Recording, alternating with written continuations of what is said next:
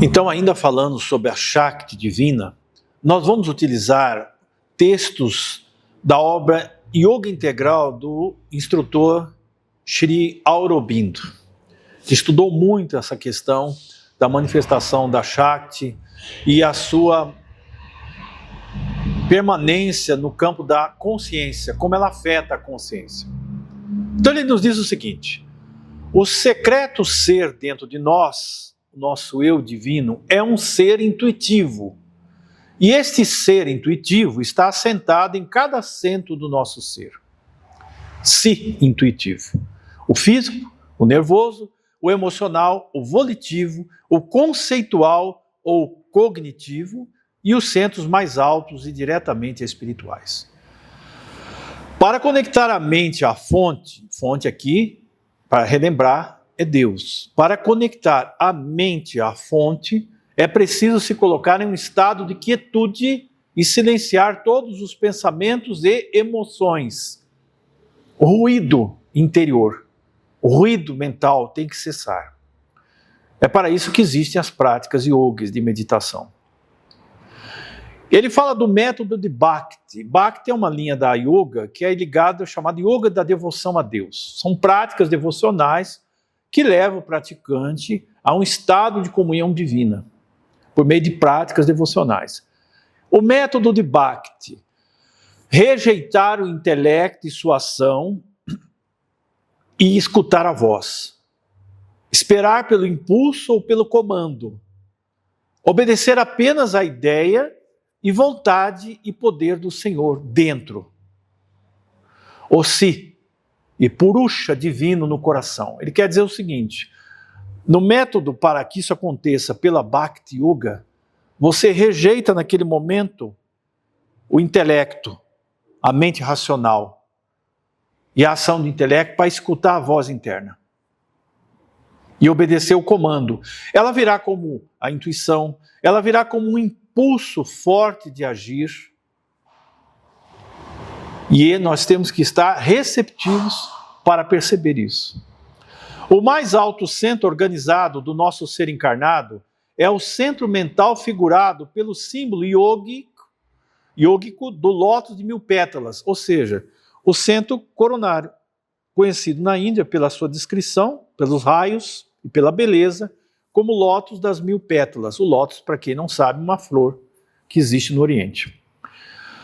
E é no seu topo e cume que existe a direta comunicação com os níveis supramentais, os níveis divinos. É a partir do centro coronário. O método mais direto dessa conexão é referir todo o nosso pensamento e a nossa ação à velada verdade da divindade acima da mente. Ou seja, é como se eu elevasse toda a minha vida, todo o meu ser, o meu pensamento, para ser guiado pela mente superior, pela mente divina. E receber tudo como se fosse uma espécie de descida de cima para baixo. Eu quero lembrar vocês as imagens dos santos, dos yogis, sempre com o olhar voltado para o alto. Já repararam? E por que eles faziam isso? Porque isso induz ao estado de superconsciência. Claro que a maioria deles não praticava como os yogis faziam. Mas esse estado de elevação, naturalmente, os olhos e o ser é voltado para cima. E dali recebiam as impressões externas do mundo superior. É isso que ele está querendo dizer. Repetindo, esse é o método direto: referir todo pensamento e ação, todos os nossos pensamentos e ação, a esta verdade da divindade acima de nós, da mente.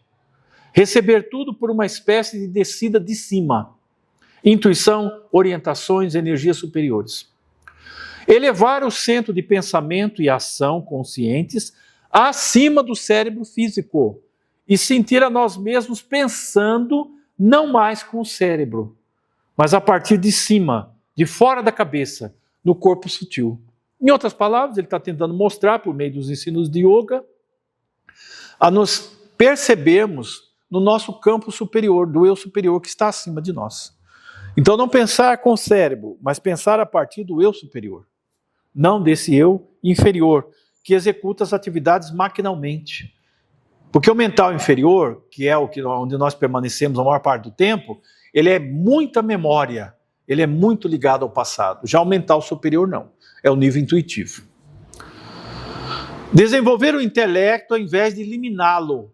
Veja, ele não está dizendo que você tem que eliminar o intelecto, que é um instrumento para aprender, estudar, adquirir conhecimentos materiais, profissionais, de qualquer área, de ciência, etc.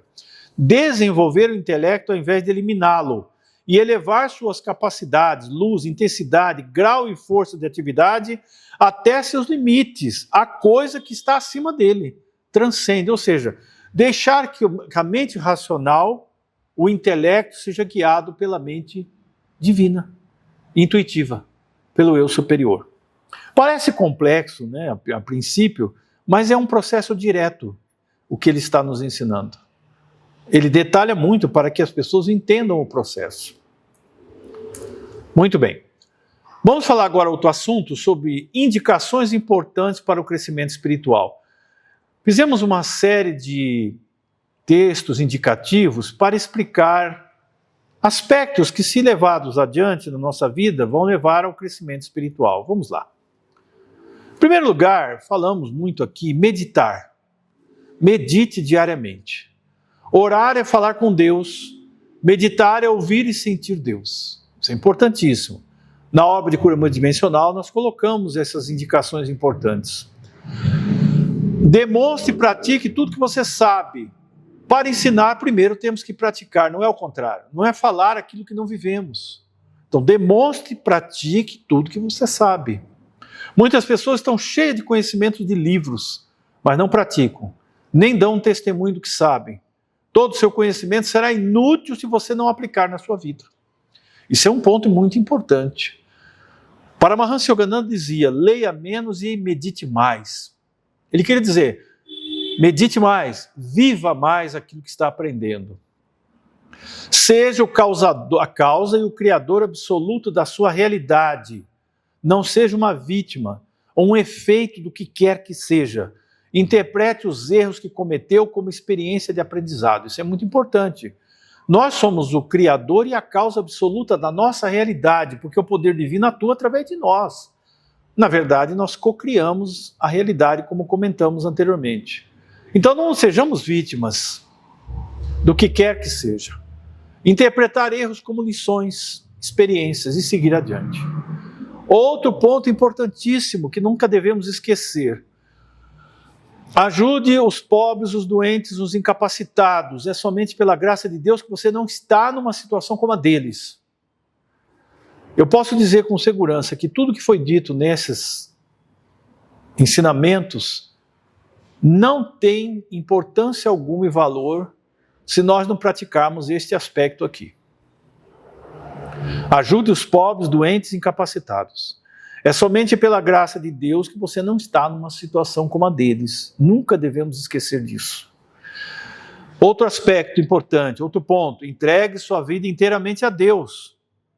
E ao mesmo tempo, porém, aceite o seu próprio poder, porque é um poder que foi dado por Deus, de agir, de cocriar a realidade, de superar dificuldades, de trabalhar e construir. Equilibre o seu karma, construindo apenas um karma bom em todos os seus pensamentos, palavras e ações. Assumir esse compromisso através da vigilância diária. Não é fácil, é desafiador. Nós já construímos um karma de sofrimentos, nós já estamos reparando praticamente tudo isso.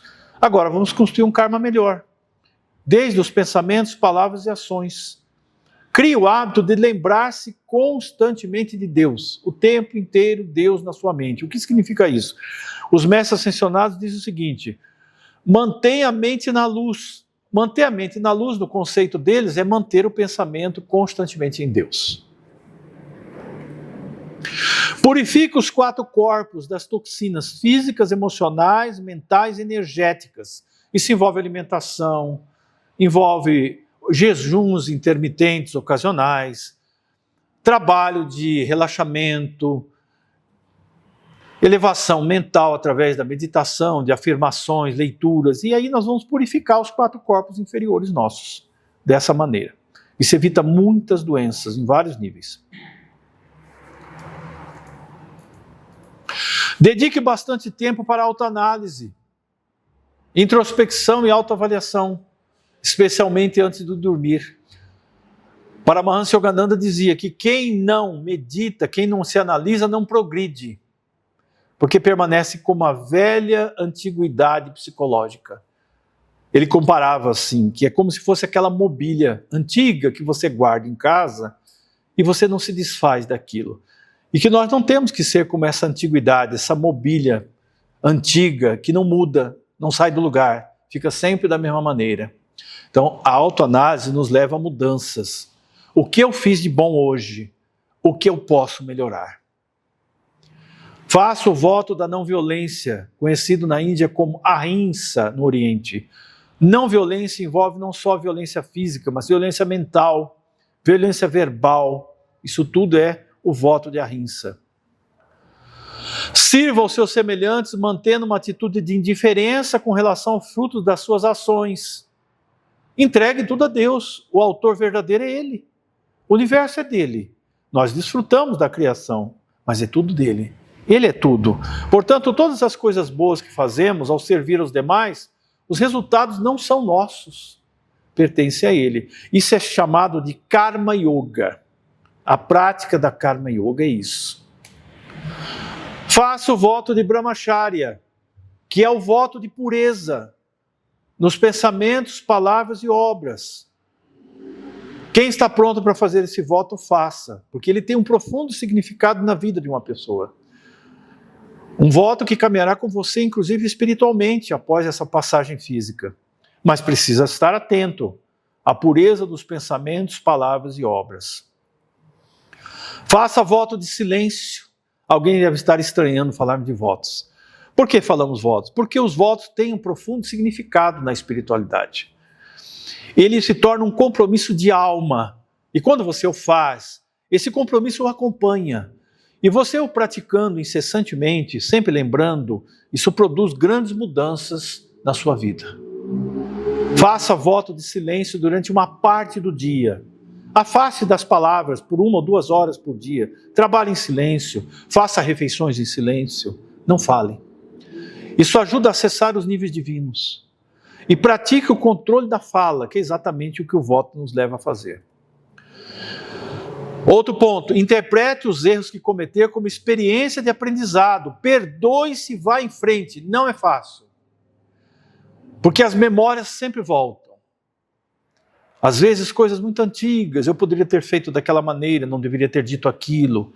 Poderia ter feito algo mais, não fiz, não importa. Perdoe-se e vá em frente. Os erros são experiências de aprendizado para que não os cometamos novamente. Não perca tempo com culpas e arrependimentos. Isso é muito importante. Visite lugares sagrados, centros de cura na Terra. Lugares sagrados no Brasil, em outros países, os que podem fazê-lo. E centros de energia espiritual, porque eles são centros de energia espiritual no planeta. Lugares onde viveram grandes almas, onde eles meditavam, onde eles atendiam pessoas. Há muitos centros desses no planeta. Simplifique a sua vida, reduza seus desejos e suas necessidades. A base da felicidade, mais uma vez citando o nosso mestre Yogananda, está na vida simples e nos pensamentos elevados. Sem vida simples e elevação de pensamentos, não há base para a felicidade existir. Então ele pedia também simplificar a vida, reduzir desejos e necessidades. Programe uma rotina espiritual que não seja muito difícil, nem muito fácil. Se for muito difícil, você abandona. É como a sadhana que citamos há pouco. E se for muito fácil, negligenciamos. Não fazemos. Então, nem que seja algo que não seja muito difícil de fazer, essa rotina espiritual diária, e nem muito fácil. E então agarre-se a ela. Inclua disciplinas físicas, como exercícios corporais, alimentação pura e assim por diante nas suas práticas espirituais. Invoque o 12º raio dourado e a energia do Mahatma, que citamos, porque eles atraem a consciência crística, né? São as frequências mais elevadas que estamos dispondo na Terra atualmente. Não esqueça de que a sua mente é que cria a sua escravidão e também a sua libertação. Cumpra seu Dharma, a sua missão na existência. E qual que é o Dharma comum da humanidade? É servir. Todos nós temos esse Dharma comum. E depois os deveres específicos de cada alma. Não deixe que o ego e outras pessoas o desviem para caminhos que sua alma e sua mônada não conduziriam. Outro ponto importante, dedique sua vida ao serviço da humanidade. Não é apenas para os missionários essa tarefa. Todos nós temos uma tarefa de servir a humanidade.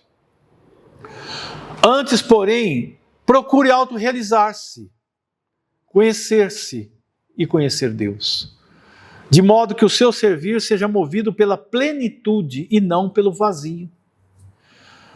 Aprenda a dominar o seu corpo mental. Você não é só a mente. A mente é nosso instrumento de criação.